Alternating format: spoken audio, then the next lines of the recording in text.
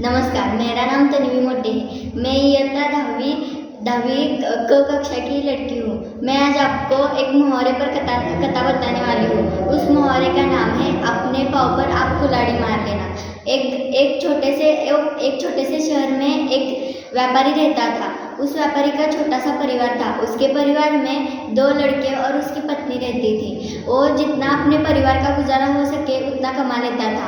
एक दिन उसका बड़ा बेटा कहीं बाहर घूमने जाता है। घूमने जाने के बाद उसे एक पेड़ का बीज मिल जाता है। बीज मिलने के बाद वो अपने पिताजी को वो बीज ला देता है। पिताजी वो बीज लेके अपने आंगन में बो लेते हैं। बो लेने के बाद उस बीज का पौधे में बदल हो जाता है। पौधे में बदल होने के बाद वो व्यापारी उस पौधे को बहुत ही यत्न से बड़ा करता है। बड़ा करने के बाद उस पौधे का रूपांतर पेड़ में हो जाता है। पेड़ में हो जाने के बाद उसे बहुत सारे रसीले फल आ जाते हैं।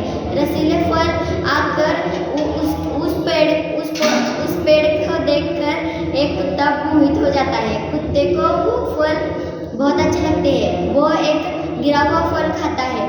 कुछ समय बाद उस कुत्ते की मौत हो जाती है। ये देखने के बाद व्यापारी बहुत हक्का बक्का रह जाता है। वो परेशानी में पड़ जाता है। दूसरे दिन जब दूसरा फल गिरता है तो उसका छोटा बेटा वो फल खा लेता है। तो छोटा बेटा खा लेने के बाद कुछ देर बाद उसकी भी मौत हो जाती है। उसके लड़के की मौत होने के बाद व्यापारी बहुत परेशान रहता है। व्यापारी को देखता है तब उसे बहुत परेशानी होती है, इसलिए वो पेड़ काट देता है। पेड़ काटता है लेकिन बीच में से काटता है। जब दूसरी बार वो पेड़ आता है, पहले से ज़्यादा घना पेड़ आता है।